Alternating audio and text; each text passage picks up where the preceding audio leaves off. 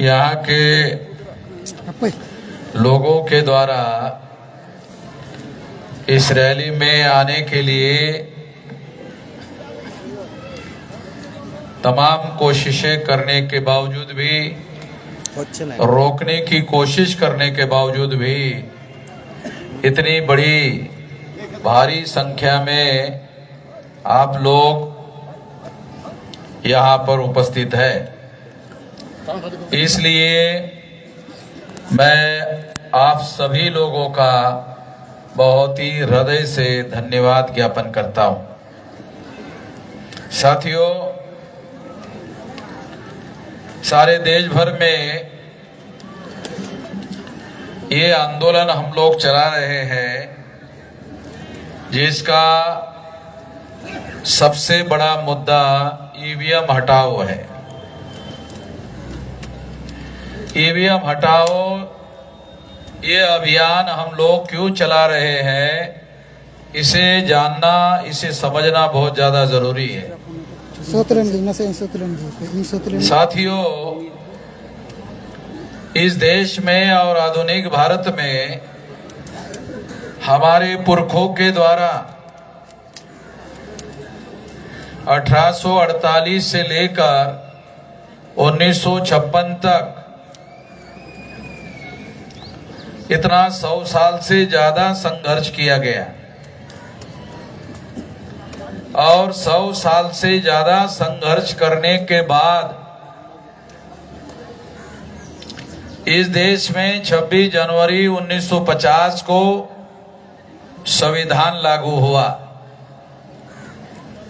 और इस संविधान में हर 21 साल के व्यक्ति को वोट देने का अधिकार मिला। बाद में इसे 18 साल का कर दिया गया। आज के तारीख में 18 साल के नौजवानों को वोट देने का अधिकार है। वोट देने के अधिकार में 2 अधिकार शामिल हैं। एक अधिकार है शासक चुनने का और एक अधिकार है शासक बनने का। तो 84 तक 26 जनवरी 1950 को जब संविधान लागू हुआ, वहां से अगर आप गिनती करो तो लगभग 34 साल तक हमारे लोगों ने वोट के अधिकार का उपयोग करते हुए शासक चुनने का काम किया, क्योंकि हमारे लोग ऐसा मानते थे कि शासक बनना हमारा काम नहीं है। आज भी बहुत सारी जनता हमारी SC, ST, OBC माइनॉरिटी की आज भी वो यही मानती है कि शासक बनना हमारा काम नहीं है, देश का राजकाज चलाना हमारा काम नहीं है। ऐसा बहुसंख्यक लोग आज भी हमारा मानते हैं। मगर 34 साल के बाद 26 जनवरी 1950 को संविधान लागू होने के 34 साल बाद 84 को काशीराम जी ने बहुजन समाज पार्टी बनाई और बहुजन समाज पार्टी बनाकर उन्होंने ये घोषित किया कि बाबा साहब आम्बेडकर ने जो लक्ष्य निर्धारित किया था कि हमारा समाज शासन करती जमात बनना चाहिए, तो ये बहुजन समाज पार्टी शासन करती जमात बनाने का काम करेगा। इसका मतलब ये है 84 तक हमारे लोग यानी 34 साल तक वोट का अधिकार हासिल होने के 34 साल तक, जैसा मैं आपको समझा रहा था कि वोट के अधिकार में 2 अधिकार शामिल है, शासक चुनने का और शासक बनने का। तो हम लोग इतना ही समझदार बन पाए थे कि हम केवल शासक चुनते थे और दूसरे लोगों को शासक चुनते थे और हम ऐसा मानकर चलते थे कि शासक बनना हमारा काम नहीं है, देश का राजकाज चलाना हमारा काम नहीं है, ऐसा हमारे लोग मानते थे। 84 में काशीराम जी ने बहुजन समाज पार्टी बनाई और उन्होंने ये कहा कि ये देश में हम लोगों के SC ST OBC माइनॉरिटी के 100 में 85% वोट है। अगर 100 में 85 वोट हमारे हैं तो राज भी हमारा ही होना चाहिए। तो ये बात हमारे लोगों को समझ में आने के लिए संविधान में अधिकार हासिल होने के 34 साल बाद ये बात समझ में आई। अन्यथा हम लोग अपने वोट के अधिकार से केवल दूसरों को शासक चुनते थे, मगर 84 में बहुजन समाज पार्टी के द्वारा काशीराम जी ने ये ऐलान किया कि बाबा साहब आम्बेडकर ये कहा करते थे, शासन करती जमात बनना हमारा उद्देश्य है। तो अब भविष्य में अपने वोट के अधिकार का उपयोग हम शासक चुनने के लिए नहीं करेंगे, बल्कि शासक बनने के लिए करेंगे। साथियों, इतिहास में हमारे साथ एक बहुत बड़ा धोखा हुआ। ये धोखा भी हम लोगों को जानना और समझना बहुत जरूरी है। बाबा साहब आम्बेडकर ने राउंड टेबल कॉन्फ्रेंस में शेड्यूल कास्ट और शेड्यूल ट्राइब के लोगों को सेपरेट इलेक्टोरेट का अधिकार हासिल करवाया था। तो ये जो सेपरेट इलेक्टोरेट का अधिकार था, ये क्या था? तो ये इसकी 2-3 बातें हैं जो शासन करती जमात बनने से संबंधित है। तो पहली बात यह है कि शेड्यूल कास्ट और शेड्यूल ट्राइब की जो जनसंख्या है, तो उस जनसंख्या के अनुसार आजाद भारत में हमारे 22.5% वोट हैं। तो 22.5% वोट के अनुसार हम लोगों के संसद में 22.5% मेंबर पार्लियामेंट चुनकर जाने चाहिए और 22.5% MLA चुनकर जाने चाहिए।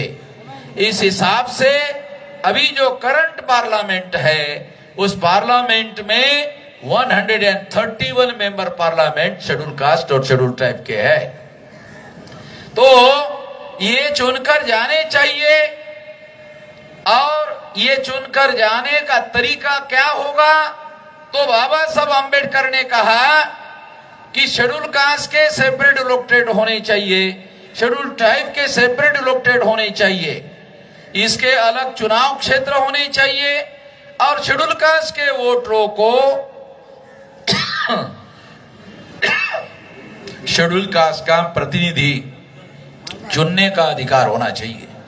शेड्यूल ट्राइब के जो लोग हैं उनका चुनाव क्षेत्र अलग होना चाहिए और उनको अपना अलग प्रतिनिधि चुनने का अधिकार होना चाहिए, क्योंकि शेड्यूल कास्ट के लोगों के साथ अस्पृश्यता का व्यवहार होता है, इसलिए दूसरे लोग उनको वोट नहीं दे सकते, इसलिए उनको सेपरेट इलेक्टेड होना चाहिए। आदिवासी लोग जंगल में निवास करते हैं, इसलिए दूसरे लोग उनको वोट नहीं देंगे, इसलिए उनका भी सेपरेट इलेक्टेड होना चाहिए। इस तरह की व्यवस्था करने के लिए बाबा साहब आम्बेडकर ने राउंड टेबल कॉन्फ्रेंस में अंग्रेजों के सामने ये लड़ाई लड़ी और अंग्रेजों ने इस बात को, बाबा साहब आम्बेडकर की इस लड़ाई को स्वीकार किया और 17 अगस्त 1932 को ये अवार्ड घोषित किया कि आपको ये दिए जाते हैं। इससे क्या होता?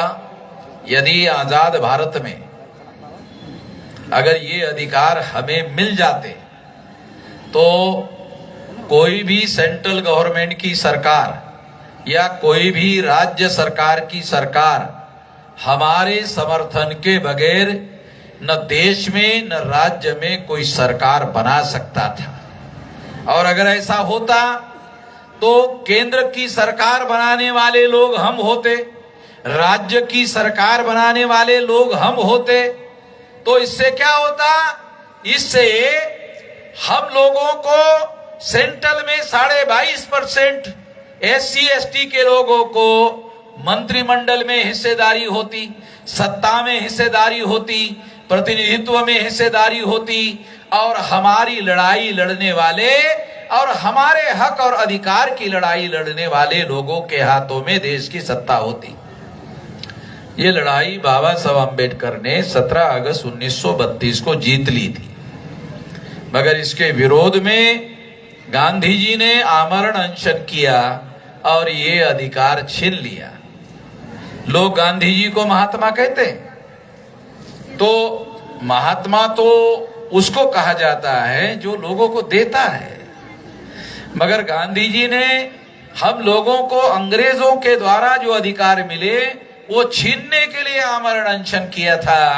इस वजह से मैं गांधी जी को महात्मा मानने के लिए तैयार नहीं हूं, क्योंकि उन्होंने हमारे हक और अधिकार छीनने का काम किया था।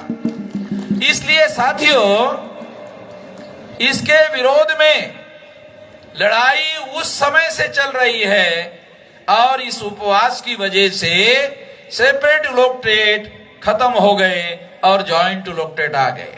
सेपरेट इलेक्टोरेट लागू होते तो इस देश के सत्ता में हम लोगों को अपनी आवाज के साथ, अपने हक और अधिकार के साथ हिस्सेदारी मिलती, मगर आज ऐसा नहीं है। और इस वजह से पार्लियामेंट में और विधानसभा में हमारे बोलने वाले प्रतिनिधि नहीं है, क्योंकि ये सारे के सारे नॉमिनेटेड लोग हैं, नामधारी लोग हैं, और इसलिए हम लोगों को आजाद भारत में जो हक और अधिकार संविधान ने दिए वो जमीनी लेवल पर अमल में नहीं आ रहे हैं, नहीं लाए जा रहे हैं। उसका कारण हमारे लोगों को आजाद भारत में सही और सच्चे प्रतिनिधित्व का अधिकार नहीं है। इसलिए हम लोग ये लड़ाई लड़ रहे हैं, और ये लड़ाई लड़ने के लिए आने वाले समय में हम लोगों को सफलता हासिल करने के लिए अदर बैकवर्ड क्लासेस जिनकी संख्या 52% है उनको भी अपने साथ लेना होगा। इससे क्या होगा? SC/ST OBC की संख्या 74.5% है।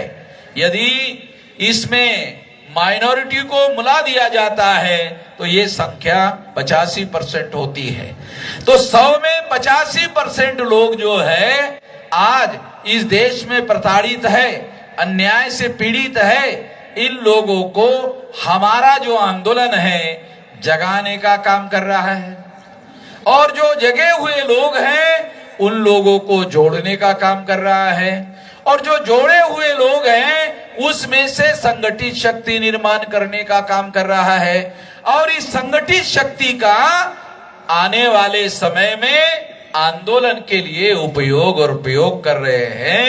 इसी आंदोलन के तहत आज आपके मालदा टाउन में बंगाल के एक महत्वपूर्ण हिस्से में एक बड़ा प्रोसेशन, बड़ा रैली हम लोगों ने निकाला, और इसी वजह से जो शासक वर्ग के लोग हैं उन लोगों को आपके संगठित होने में डर लग रहा है। उनको क्या लगता है कि ये लोग पिछलग्गू बने रहे, ये लोग केवल हमें वोट देने का काम करते रहे, इनको शासक बनने का काम नहीं करना चाहिए। मगर साथियों, हम लोग अब इस देश में एक बड़ा विशाल आंदोलन शुरू कर दिए हैं। ये मामला आपके केवल बंगाल का नहीं है, सारे देश भर में ये आंदोलन चल रहा है। लाखों की संख्या में लोग जंतर मंतर दिल्ली पर भी चढ़ाई करके गए थे, वहां भी हम लोगों ने ये लड़ाई लड़कर गए थे, लड़ाई लड़ने के लिए, ताकि चुनाव आयोग को ये बता सके कि आप लोगों ने ये जो ईवीएम मशीन लाई है, ये ईवीएम मशीन वोटों की चोरी करती है। ईवीएम मशीन वोटों की चोरी करती है। पहले बैलेट पेपर हुआ करता था। मैं आपको थोड़ा उदाहरण देके समझाता हूं ताकि बात आपको समझ में। एक पर्चा दे, पर्चा कोई भी। ये जो पर्चा है, एक कागज है, इसी तरह का बैलेट पेपर पहले हुआ करता था। और जब आप बैलेट पेपर होता था तो आप वोट डालने के लिए जाते थे, तो जाने के बाद चुनाव आयोग के कर्मचारी आपको बैलेट पेपर देते थे। फिर आप अपनी हाथ से उठाकर उसको देखते थे और देखने के बाद पता करते थे किसको वोट देना है। और फिर तय करने के बाद आप स्टैंप उठाते थे और उठाकर स्टैंप अपने आंखों के सामने वहां मारते थे। बैलेट पेपर पर ऐसा मारते थे और मारने के बाद आप अपनी आंखों से दोबारा देखते थे कि जिसको हम वोट देना चाहते उसी को लगा है कि नहीं लगा है। वो तसल्ली करने के बाद, विश्वास करने के बाद फिर ऐसा फोल्ड करते थे। फिर ऐसा फोल्ड करते थे और फोल्ड करने के बाद में ये फोल्ड करके इस तरह से आप बैलेट बॉक्स में डाल देते थे। अपने हाथ से अपने आंखों के सामने डाल देते थे। तो आपको पूरा यकीन होता था कि आपने जिसको वोट दिया, आपका वोट उसके नाम पर जमा हो गया है, आपके आंखों के सामने और आपके हाथ से। आपको तसल्ली होती थी, विश्वास होता था। अभी क्या होता है? अभी ईवीएम मशीन है। ईवीएम मशीन है, आप बटन दबाते हो। बटन दबाने के बाद आपने जिस पर बटन दबाया वो स्टैंप वहां दिखाई देता है। लगा है, दिखाई देता है, लगा है। मगर बैलेट बॉक्स में वही कागज नीचे जाता है, वो दिखाई नहीं देता। वही कागज का टुकड़ा बैलेट बॉक्स में गिर गया है और गिनती के दौरान वही कागज की गिनती हो रही है, ऐसा किसी को पता नहीं चलता। क्यों? क्योंकि जो ईवीएम मशीन में जो आप वोट डालते हो वो इस तरह का आंखों से दिखाई देने वाला वोट नहीं होता है। उस वोट को क्या बोलते हैं? Electronic vote. और इलेक्ट्रॉनिक वोट जैसे बैलेट पेपर आंखों से दिखाई देता है, वैसे इलेक्ट्रॉनिक वोट आंखों से दिखाई नहीं देता। इलेक्ट्रॉनिक वोट आंखों से दिखाई नहीं देता, गिनती करने के दौरान भी दिखाई नहीं देता। तो आपके वोटों की गिनती हो रही है, कैसे माना जाएगा? ये बात मैं अकेला नहीं कह रहा हूं। ये मामला सुप्रीम कोर्ट में गया। डॉक्टर सुब्रमण्यम स्वामी और लाल कृष्ण आडवाणी भाजपा का भी भाजपा की सरकार है ना, ये भाजपा वाले ही ईवीएम के विरोध में कोर्ट में गए और सुप्रीम कोर्ट ने निर्णय दिया 8 अक्टूबर 2013 को सुप्रीम कोर्ट ने निर्णय दिया। अपने निर्णय में सुप्रीम कोर्ट ने क्या कहा? ईवीएम मशीन के द्वारा फ्री, फेयर एंड ट्रांसपेरेंट चुनाव नहीं हो सकता। फ्री यानी भय मुक्त, भ्रष्टाचार मुक्त चुनाव नहीं हो सकता। फेयर यानी निष्पक्ष नहीं हो सकता।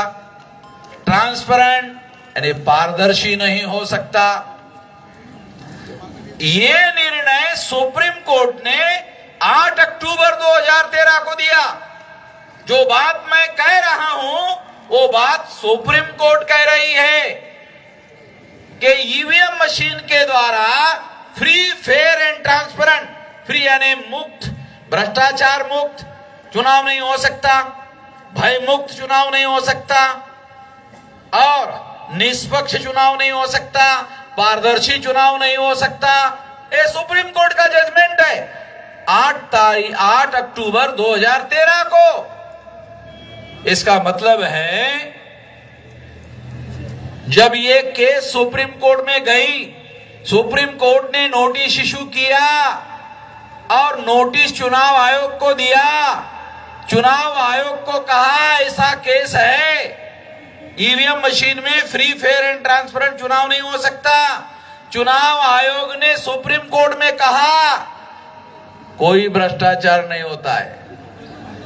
चुनाव आयोग ने सुप्रीम कोर्ट में कहा, सुप्रीम कोर्ट ने चुनाव आयोग की बात को नहीं माना और चुनाव आयोग के विरोध में फैसला दिया। ये फैसला 8 अक्टूबर 2013 को चुनाव आयोग के विरोध में फैसला दिया, ईवीएम के विरोध में फैसला दिया। इस फैसले की खबर दूसरे दिन के अखबार में आनी चाहिए थी। सारे देश के मीडिया ने इस खबर को नहीं छापा, अखबारों ने नहीं छापा, चैनल वालों ने नहीं छापा, इलेक्ट्रॉनिक मीडिया ने नहीं छापा। इसका मतलब है कि जिसे आज नेशनल मीडिया कहा जाता है वो national media anti national media है और उन्होंने सुप्रीम कोर्ट ने दिया हुआ फैसले की कोई खबर भारत के प्रजा को देने का काम नहीं किया। ये देशद्रोह का काम भारत के मीडिया ने किया। इस वजह से आप लोगों को जानकारी नहीं मिली। अगर उसी दौरान ये जानकारी मिलती और मीडिया वाले सारे देश के प्रजा को जागृत करते तो ईवीएम उसी समय खत्म हो गया होता, मगर मीडिया ने सुप्रीम कोर्ट ने जो निर्णय दिया उसकी खबर को नहीं छापा। इस वजह से हमें इसके विरोध में सारे देश भर में आंदोलन करना पड़ रहा है। सारे देश भर में हमें ईवीएम को हटाने के लिए आंदोलन करना पड़ रहा है। अभी शायद 12, 13, 14, 15 तारीख को लोकसभा का चुनाव घोषित होने जा रहा है, ऐसी खबरें आ रही है।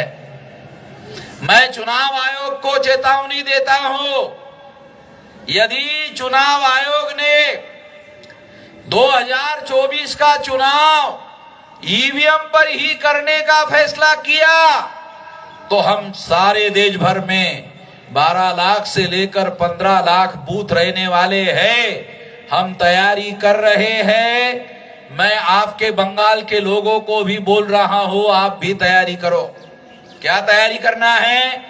वोट की चोरी करने वाली जो ईवीएम मशीन है, आप जब वोट डालने के लिए जाओगे तो वोट डालने के लिए जाने के बाद ईवीएम मशीन दोनों हाथों से उठाने का और उधर ही पटक कर तोड़ देने का, फोड़ देने का। अब ये जो बात मैं कह रहा हूं, ये बात इल्लीगल है, तोड़ने की बात इल्लीगल है, फिर भी कह रहा हूं। क्यों?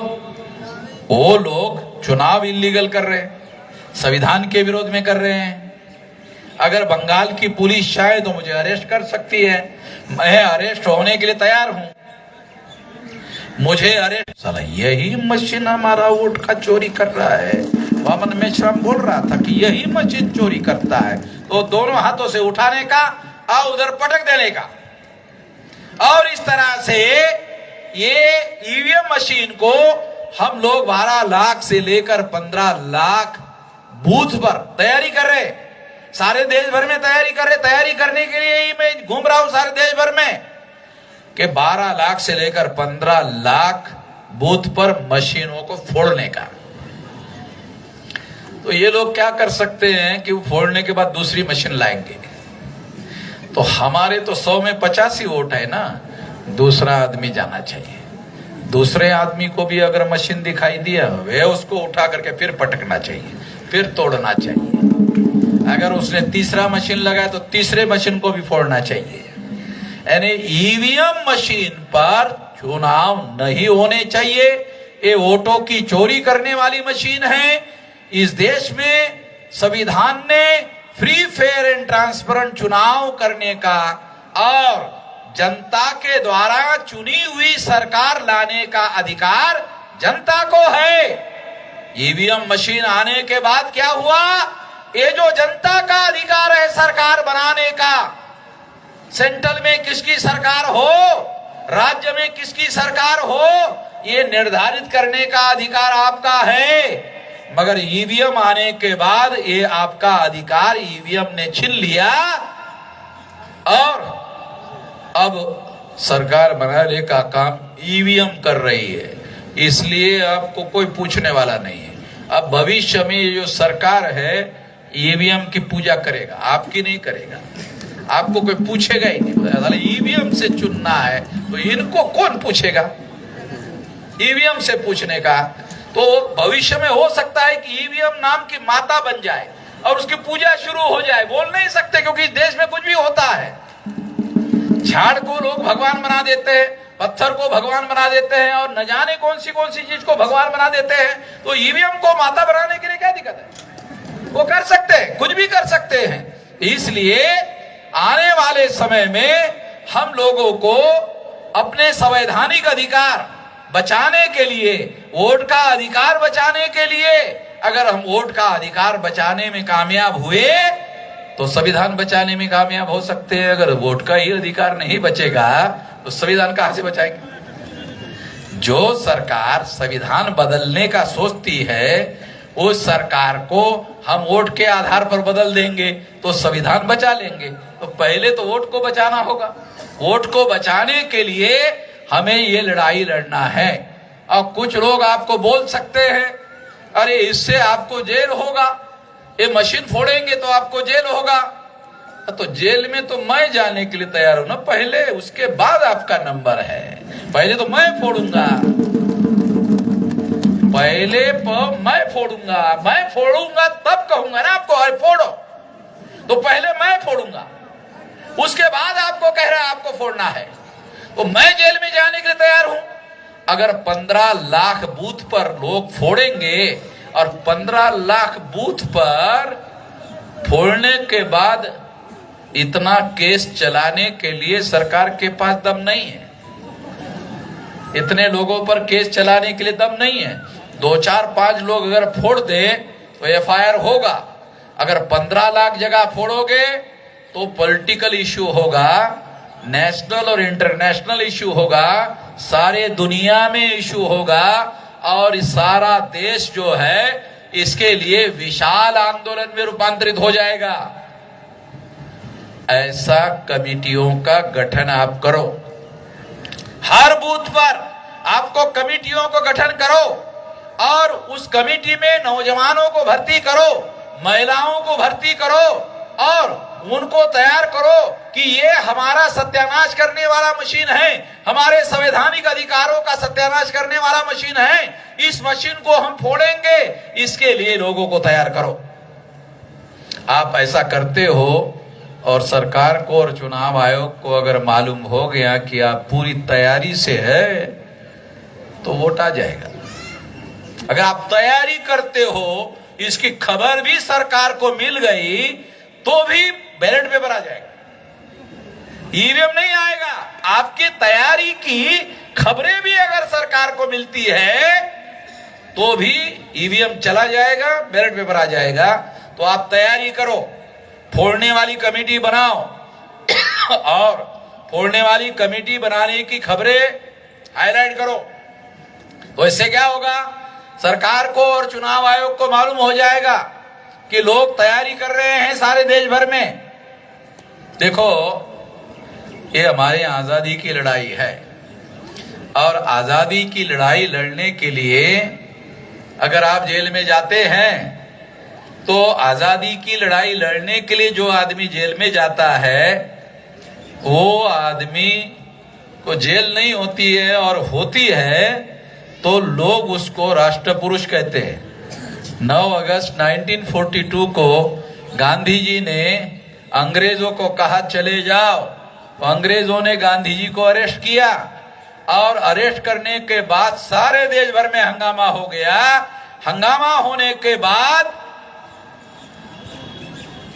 अंग्रेज लोगों ने भारत छोड़कर जाने का फैसला किया, आजादी मिली। ये जो हम आपको बता रहा हूं ना फोड़ने का, ये आजादी वाला मामला है, ये फोड़ने का मामला नहीं है, ये हमारे आजादी का मामला है। अगर मान लो उन्होंने ईवीएम मशीन की जगह बैलेट पेपर लाया, चलो आपको हाइपोथेसिस समझाता हूं, कल्पना करो आपने 15 लाख कमेटियां बनाई और उन्होंने बैलेट पेपर ला दिया, तो आप सोचेंगे अरे तो अमन मेश्राम ने फोड़ने के लिए कमेटी बनाया था, अब क्या करें? अरे 15 लाख कमेटियां बनी फोड़ने के लिए, उसी कमेटियों को संगठन मानकर अपने लोगों को अपने फेवर में वोट डालने के लिए बोलो। तो हमारा तो 85 वोट है 100 में, अगर 15 लाख कमेटियों के द्वारा हमारे लोगों ने वोट डाला तो तुम लोगों की सेंटर में और स्टेट में गवर्नमेंट बन जाएगी। या तो ईवीएम मशीन फोड़ने से उद्धार होगा, और अगर उन्होंने बैलेट पेपर लाया तो आप ही की सरकार आ जाएगी, आप ही देश के हुक्मरान हो जाओगे और आप खुद ही अपने भविष्य के नियंता बन जाओगे, अपने भविष्य के निर्माता बन जाओगे। फिर आपको कोई ये नहीं कहेगा 5 किलो अनाज ले जाओ, साला भिखारी मान लिया है। मोदी को बोलने का हमारी सत्ता आने दे, अबे तेरे घर में 25 किलो पहुंचाते। पहले तेरा घर बता दे कहां, एड्रेस कहां है। तो 5 किलो में हम लोगों को भिखारी बना रखा है कि 5 किलो ले जाओ, और इस तरह से प्रोपेगेंडा टीवी पे करता है जैसे हम कोई साले भिखारी है, भिखारी मान करके प्रोपेगेंडा कर रहा है 5 किलो में।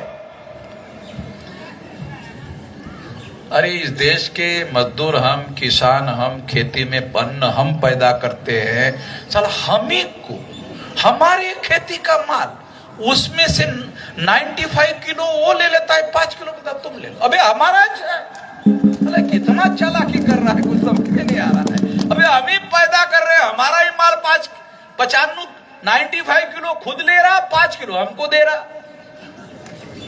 तो ये जो चालाकी है इसको बदलना होगा। इसको बदलने के लिए हम लोगों को संगठित शक्ति का निर्माण करना होगा। तो आप लोगों को गांव-गांव में कमेटियां बनाओ। 6.5 लाख गांव हैं, 6.5 लाख गांव में हम लोग 85-90% लोग हैं। अगर कमेटियां बनाओगे तो सारा देश संगठित होकर खड़ा हो जाएगा। अगर सारा देश खड़ा हो गया तो इस देश में हम लोगों को आजादी हासिल करने में कोई रोक नहीं लगा सकता।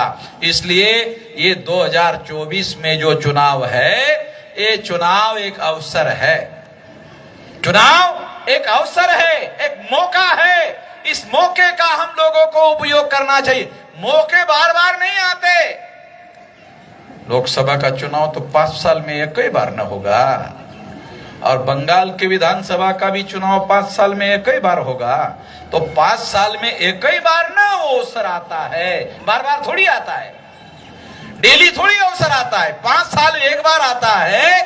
ये आया हुआ है, ये अवसर आया हुआ है। इस अवसर को नहीं गंवाने का दोबारा याद दिलाता हूं।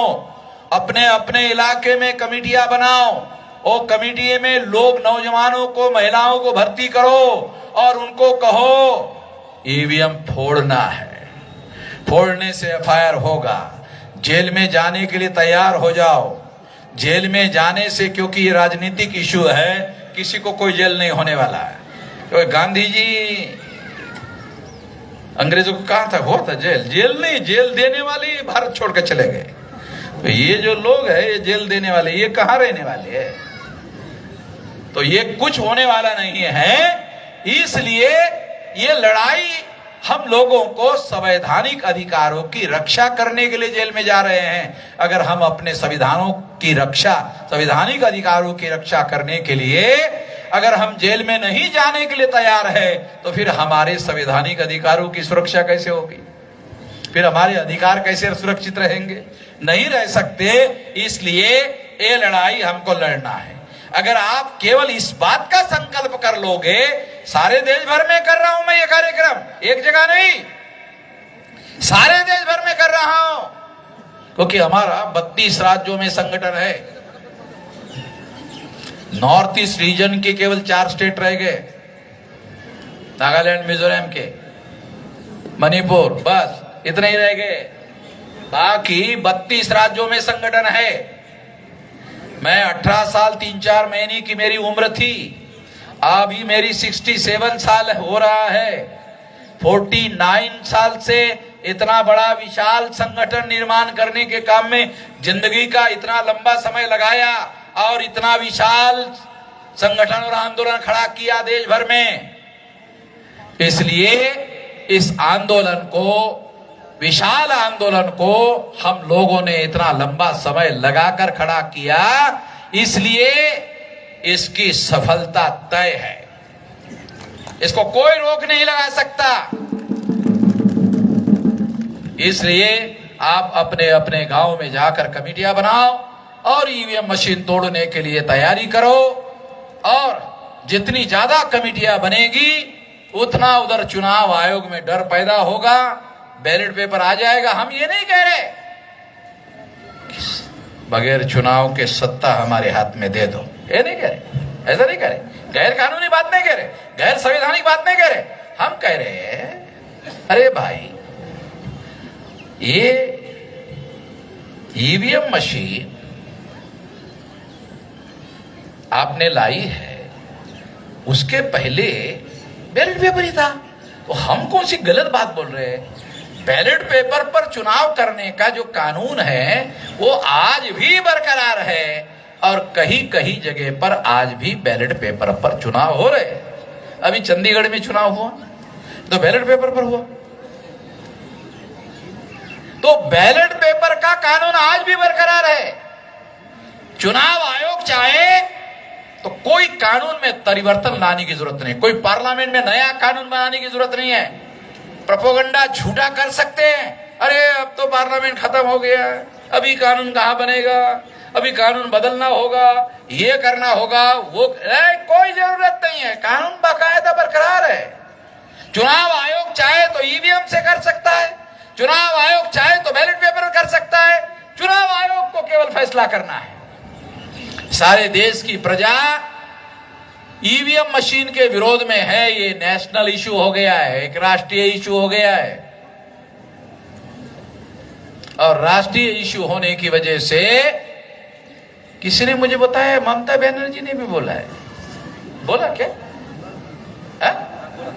बोला, वो बोल नहीं रही थी, वो हमारे आंदोलन की वजह से उसका मुंह जो बंद था वो खुल गया, खबर गया होगा, पुलिस वालों ने दिया होगा कि ममता जी वामन मेश्राम ईवीएम का ढोल बजा रहा है, अच्छा, तो उसने भी बोल दिया। तो सारे देश भर में ईवीएम के विरोध में वातावरण है, और इस वजह से ईवीएम आज के तारीख में नेशनल इशू हो गया है। तो इसलिए ये संविधान बचाने का अवसर है, इसके लिए वोट का उपयोग और उपयोग करना है, ये ध्यान रख करके आपको ये लड़ाई लड़ना है।